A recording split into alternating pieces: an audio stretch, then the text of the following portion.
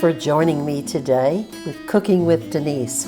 I'm Denise and I'm going to be showing you how to make easy Southern smothered pork chops. These are delicious. Let me show you how I make these. Start with an iron skillet and heat it up, melting 2 tablespoons of butter. Any kind of a heavy skillet will work, but an iron skillet is ideal.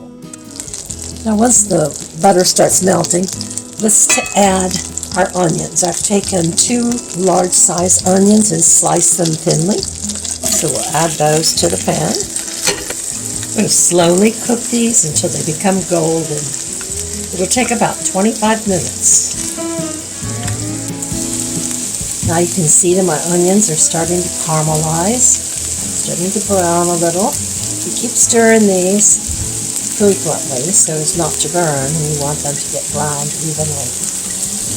Now my onions are ready to move on to another bowl.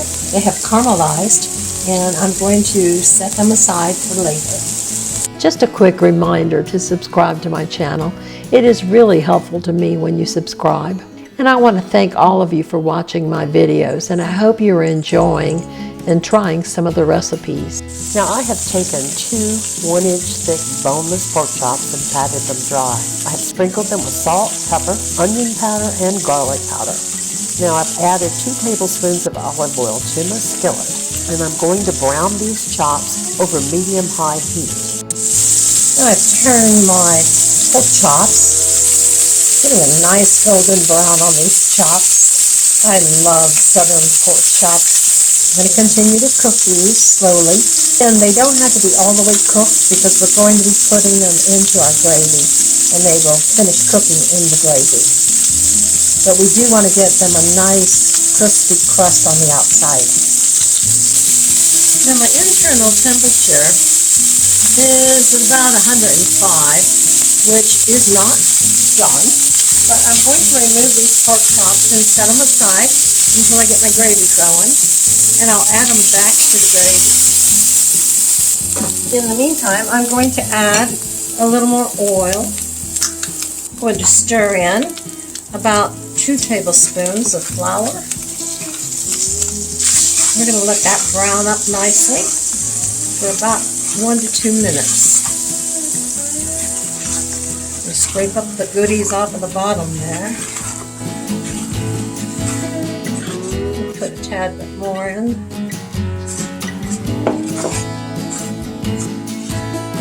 Now you want to add your chicken broth. I actually have chicken broth that is dripping from when I did a pork roast. So it has a lot of good flavors in it, and actually a few tidbits of pork. Stir that in. I'll lower my heat a little.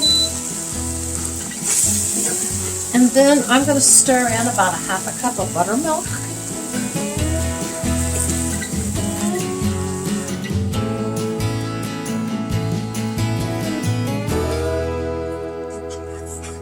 And 1/2 cup of water.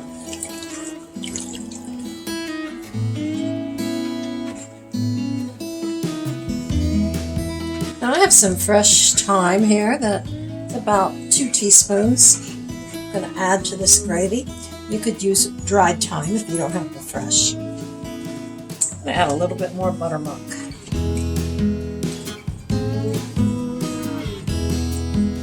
Okay, let's season this gravy a little with garlic powder and onion powder, a little salt, and some freshly ground black pepper. Let's add our onions back in.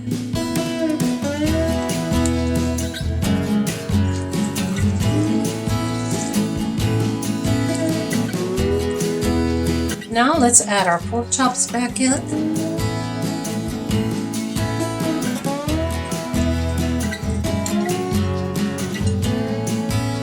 Nestle them in there. Put those juices in also. Spin some of that gravy over top. This is delicious. Southern smothered pork chops. Full of flavor. Those caramelized onions really give this dish excellent flavor. Now we want to let these slowly simmer until they reach at least 145-degree internal temperature.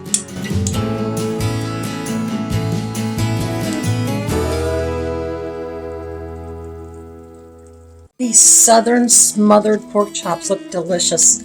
Let's check their internal temperature. We don't want them to dry out. We're real close, at 145. So we don't want them to get too much more done than that. This one's 153. We are ready. I'm going to plate these. I'll be right back. Look at this beautiful dinner. Southern Smothered Pork Chops with creamy onion gravy over rice and steamed broccoli. Let's give this a taste. Oh, nice and tender. Look at that. Wow, that looks delicious.